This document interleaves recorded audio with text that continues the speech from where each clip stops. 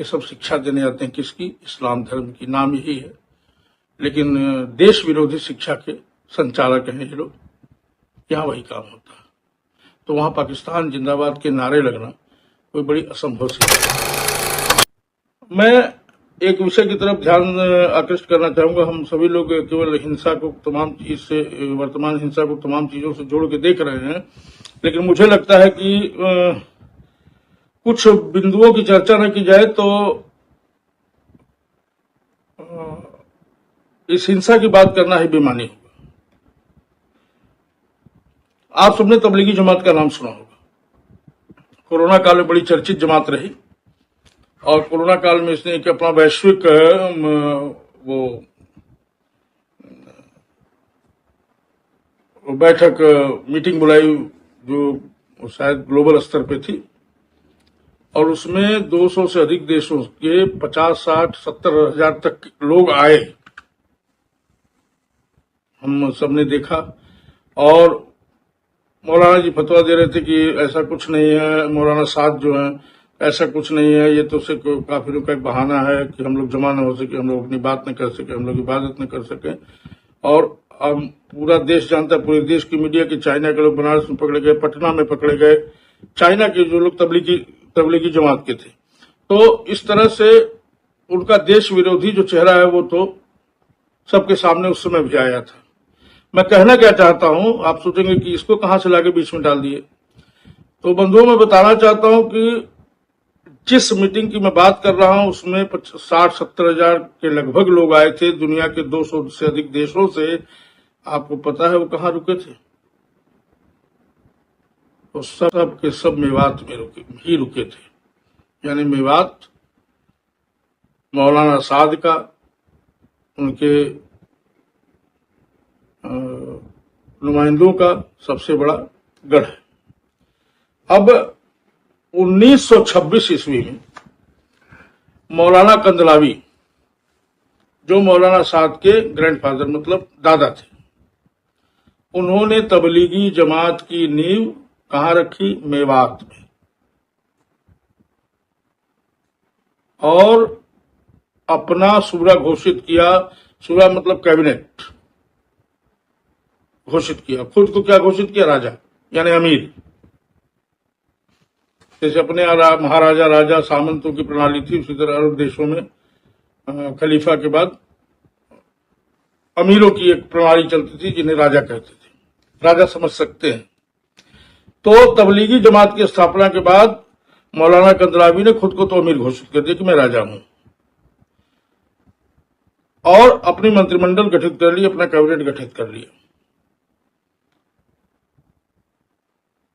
पहला फतवा क्या देते हो?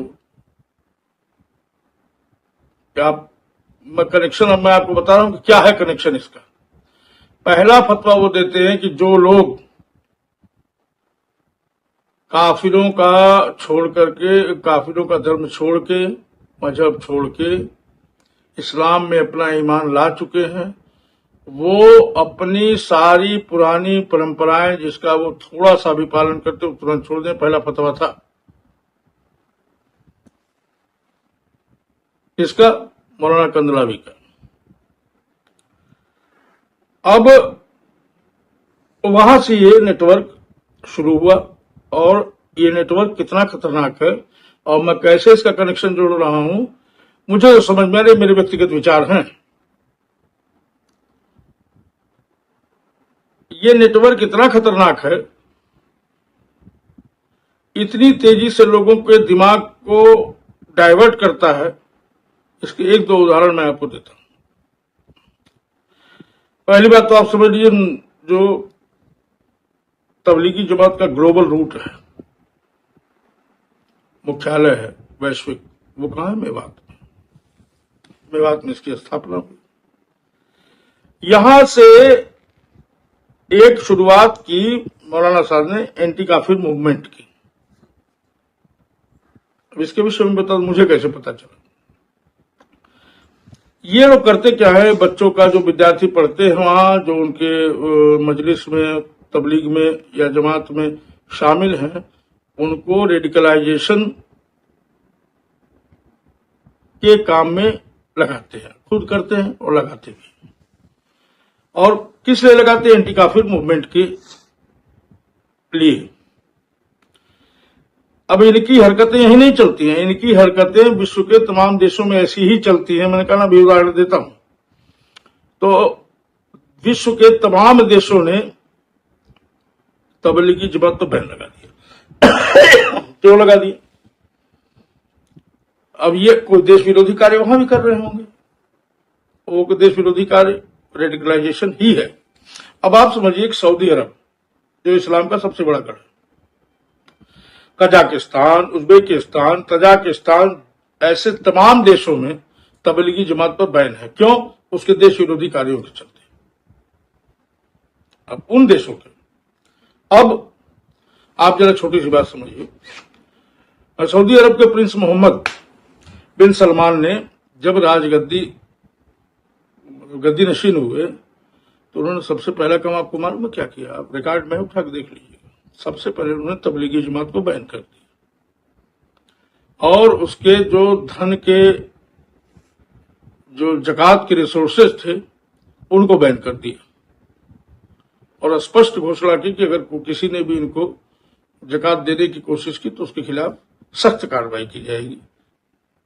अब आप समझिए कितने अच्छे लोग हैं जो इनके ऊपर पूरे विश्व में बैन लग रहा है। भले हमारे देश में नहीं लगा है, किस कारण से नहीं लगा ये तो राजनीतिक लोग जाने, लेकिन लगना चाहिए।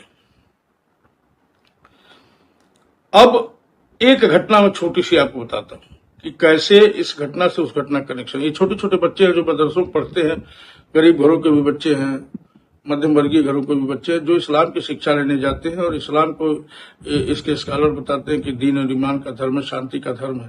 तो शांति के धर्म वालों के हाथ में पत्थर कैसे, बंदूकें कैसे? 15-15 साल तक के बच्चे पकड़े गए हैं इस दंगे में।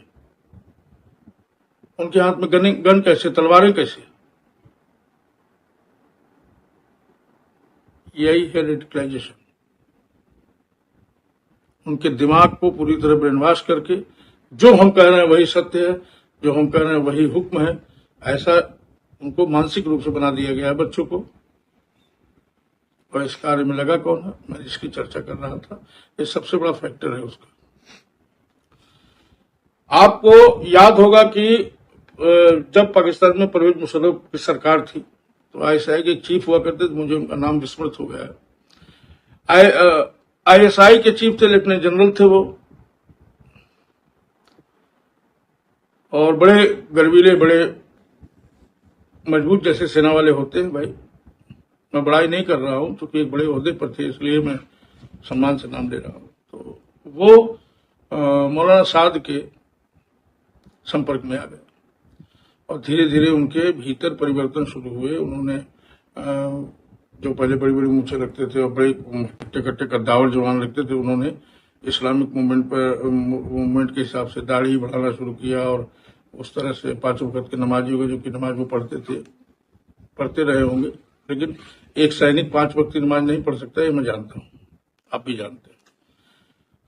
जब उनके कृत्य बदले तो चूंकि वो खुफिया विभाग के प्रमुख थे, आईएसआई के प्रमुख थे, तो लेफ्टिनेंट जनरल परवेज मुशर्रफ ने उनको बुला के डांटा और उनसे नियंत्रण लाने को कहा कि इस तरह की आप हरकतें मत करें, इस तरह के मूवमेंट सेना को खराब कर सकते हैं, हमारे मूवमेंट को खराब कर सकते हैं। तो जब वो नहीं माने तो उनको उस पद से हटा दिया गया और संभवतः सेना से, संभवतः मैं क्लियर नहीं हूं, संभवतः सेना से भी निकाल दिया गया और वो एक धर्म प्रचारक होके निकल गए। अपना जीवन यापन जैसे भी कर रहे हैं कि नहीं मुझे नहीं पता। अब जरा देखें, जब एक पढ़े लिखे एक फौजी अफसर को, एक सीनियर फौजी अफसर को तबलीगी जमात के लोग ब्रेनवॉश करके उनको इस दशा में ले जा सकते हैं, तो इन छोटे छोटे बच्चों की, सामान्य मनुष्यों की क्या औकात है? आप बताइए, जो मदरसों में पढ़ रहे हैं कि दिमागी रूप से सड़ रहे हैं बेचारे।